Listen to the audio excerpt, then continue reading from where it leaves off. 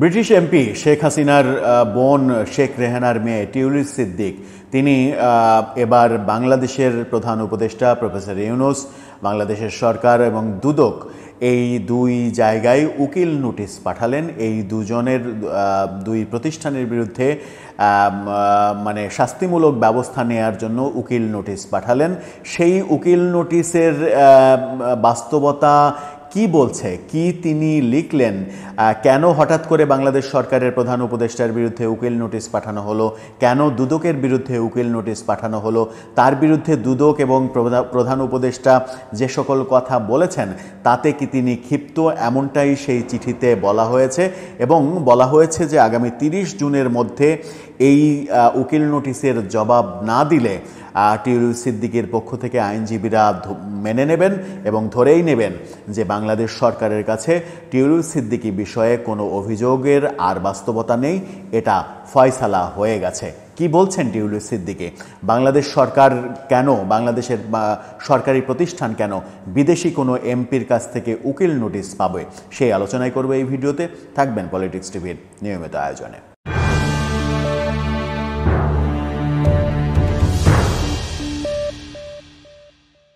দর্শক, পলিটিক্স টিভির নিয়মিত ভিডিওগুলো স্পন্সর করছে প্রজাপতি.টিভি, নতুন ওটিটি প্ল্যাটফর্ম। আপনারা চাইলে ইউটিউবে, ফেসবুকে, ইনস্টাগ্রামে, টিকটকে দেখে নিতে পারেন।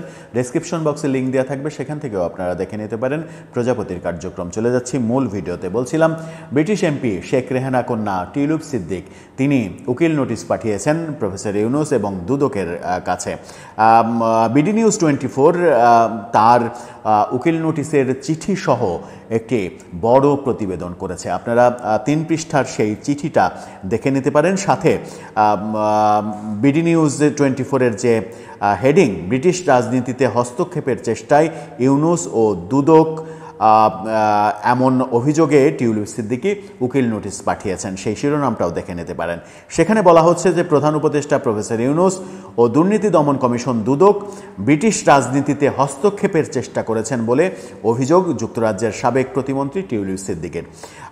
সোমবার ইউনূস এবং দুদক বরাবর এক উকিল নোটিশে তিনি এমন কথা বলেছেন। তার সুনাম ক্ষুণ্ণ করাই তাদের উদ্দেশ্য, এমন অভিযোগ করেছেন। সেই সঙ্গে যুক্তরাজ্যের রাজনীতিতে হস্তক্ষেপ করা, বিশেষ করে তার নির্বাচনী এলাকা, তার রাজনৈতিক দল এবং দেশ সেবার কাজে বিঘ্ন ঘটাতে তারা এসব অভিযোগ তুলেছে, যা কোনোভাবেই গ্রহণযোগ্য নয়, এমন কথা বলা হয়েছে।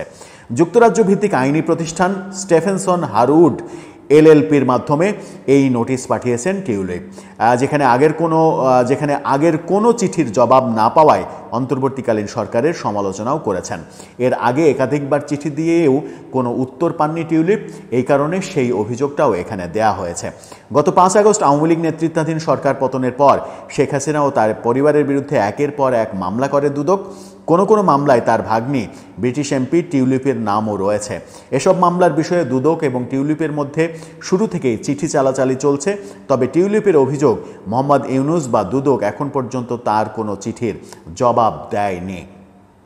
সবশেষ উকিল নোটিশে টিউলিপ বলেছেন, 18 মার্চ ও 15 এপ্রিল দুদক চেয়ারম্যান ও কমিশনারদের চিঠি পাঠানো হয়। এরপর 4 জুন একটি চিঠি পাঠানো হয় প্রধান উপদেষ্টা ইউনূসকে। নোটিশের স্টিফেনসন হারউড বলেছে, এখনও আমরা কিংবা টিউলিপ সিদ্দিক কোনো চিঠির জবাব পাইনি। আমরা চিঠিতে স্পষ্ট বলেছি, টিউলিপ সিদ্দিক একটি পরিকল্পিত অভিযানের শিকার, যার নেপথ্যে রয়েছে প্রধান উপদেষ্টা এবং দুদক। আমাদের চিঠিপত্রে এটা দেখিয়েছি কেন টিউলিপের বিরুদ্ধে ওঠা প্রতিটি অভিযোগ অসত্য। সেখানে এই চিঠিটা দেয়া হয়েছে এবং বলা হয়েছে যে গত 9 জুন 4 দিনের সফরে যুক্তরাজ্যে যান প্রধান উপদেষ্টা প্রফেসর ইউনূস। সেই সফরে সাক্ষাৎ চেয়েছিলেন টিউলিপ, কিন্তু সাক্ষাৎ দেয়া হয়নি। চিঠি দিয়েছিলেন, সেই চিঠিতে তিনি ইউনূসকে হাউস অব কমন্সে মধ্যাহ্নভোজ বা বিকেলের চা পানের আমন্ত্রণ জানিয়েছিলেন। প্রধান উপদেষ্টার দপ্তর সেই চিঠি পাওয়ার কথা স্বীকার করলেও সেই চিঠির আবেদনে সাড়া দেয়া হয়নি। উকিল নোটিশে ইউনূসের সাক্ষাৎ না দেওয়ার সিদ্ধান্তেরও সমালোচনা করা হয়। ইউনূসের লন্ডন সফরের কথা শুনে টিউলিপ তার সঙ্গে সাক্ষাতের উদ্যোগ নিয়েছিলেন। তিনি দুদকের অভিযোগের বিষয়ে ইউনূসের সঙ্গে আলোচনা করতে চেয়েছিলেন, কিন্তু প্রধান উপদেষ্টা দুঃখজনকভাবে টিউলিপের সেই প্রস্তাব গ্রহণে ব্যর্থ হয়েছেন। বিবিসিকে দেয়া সাক্ষাৎকারে টিউলিপের সঙ্গে দেখা না করার যে কারণ ইউনূস তুলে ধরেছেন তার সমালোচনা করেছেন স্টিফেনসন হারুড। নোটিশে বলা হয়, বিবিসি রেডিওর সাক্ষাৎকারে ইউনূসের কাছে সুনির্দিষ্ট দুটি বিষয় জানতে চাওয়া হয়েছিল। প্রথমত, ব্রিটিশ প্রধানমন্ত্রীর সাক্ষাৎ না পেয়ে তিনি হতাশ কিনা, দ্বিতীয়ত টিউলিপের সঙ্গে তিনি সাক্ষাৎ করেননি কেন। এই বিষয়ে প্রধান উপদেষ্টা অবাক করার মতো অবস্থান নিয়েছিলেন। তিনি সেদিন বলেছিলেন যে এটি একটি আইনি প্রক্রিয়া এবং তিনি সেটিতে হস্তক্ষেপ করতে চাননি। স্টিফেনসন হারুড মনে করে টিউলিপের সঙ্গে বসার প্রস্তাব প্রত্যাখ্যান করার দুটি কারণ থাকতে পারে। প্রথমত, টিউলিপের বিরুদ্ধে প্রধান উপদেষ্টা যেসব অভিযোগ তুলেছেন সেগুলো মিথ্যা। দ্বিতীয় কারণ তুলে ধরতে গিয়ে অধ্যাপক ইউনূসের একাধিক সাক্ষাৎকারে উদ্ধৃত করা হয়েছে যেগুলোতে তিনি টিউলিপের বিরুদ্ধে দুর্নীতির নানা অভিযোগ তুলেছিলেন। অর্থাৎ এখানে বলা হচ্ছে যে ব্যাপারটা আইনি, ব্যাপারটা দুদকের, ব্যাপারটা আদালতের।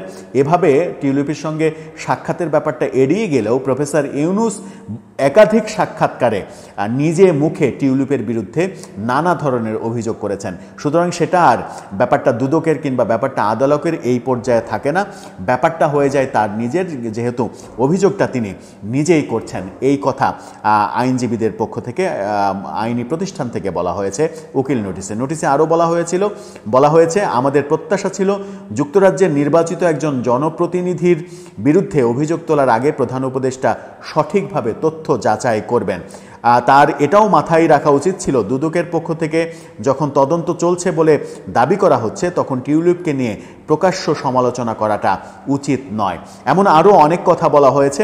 মোদ্দা কথা যেটা বলা হয়েছে সেটা হচ্ছে টিউলিপের বিরুদ্ধে যে সকল অভিযোগ করা হয়েছে সেই অভিযোগগুলো মিথ্যা, যেগুলোর কোনো বাস্তবতা দুদক কিংবা সরকারের পক্ষ থেকে দেখাতে তারা ব্যর্থ হয়েছে। একাধিক চিঠির তাই তারা জবাব দেয়নি। প্রফেসর ইউনূস টিউলিপের সঙ্গে যুক্তরাজ্যে সফরে গিয়ে দেখা করেননি এবং এই চিঠির, এই উকিল নোটিশের জবাব যদি 30শে জুনের মধ্যে না দেয়া হয় তাহলে টিউলিপ সিদ্দিক ধরে নেবেন যে বাংলাদেশ সরকার এবং দুদকের টিউলিপ সিদ্দিক বিষয়ে আর কোনো ব্যাপার বাকি নেই, ব্যাপারটা সমাধান হয়ে গেছে। যেহেতু তারা কথা বলতে চাইছে না সেহেতু তাদের এই ব্যাপারে আর কোনো অভিযোগ নেই, এমনটা ধরে নেওয়া হবে। এই যে উকিল নোটিশ এবং বাংলাদেশের কোনো সরকার প্রধান এই প্রথম বোধহয় বিদেশি কারো কাছ থেকে উকিল নোটিশ পেলেন। এটা বাংলাদেশের জন্য চরম বিব্রতকর একটা ব্যাপার। সেই বিব্রতকর পরিস্থিতি এখন প্রফেসর ইউনূস কিংবা প্রফেসর ইউনূসের সরকার কিভাবে সামলাবে সেটাই এখন বড় বিষয়। আবার এই আলোচনাও হতে পারে টিউলিপ সিদ্দিক যেহেতু শেখ হাসিনার ভাগ্নি, সেহেতু প্রফেসর ইউনূস সরকারকে বিব্রত করার জন্যই এই ধরনের উকিল নোটিশ হয়তো পাঠিয়েছেন। যেটাই হোক, যদি টিউলিপ সিদ্দিক দোষী হয় তাহলে সেই দোষগুলো জনসম্মুখে নিয়ে আসা উচিত প্রমাণ সহকারে, আর যদি নির্দোষ হয় তাহলে স্পষ্ট বলে দেওয়া উচিত যে তদন্তে তার বিরুদ্ধে কিছু পাওয়া যায়নি। দর্শক, আপনার কি মনে হয় শেষ পর্যন্ত পরিস্থিতি কোন দিকে গড়াচ্ছে? আপনার মতামত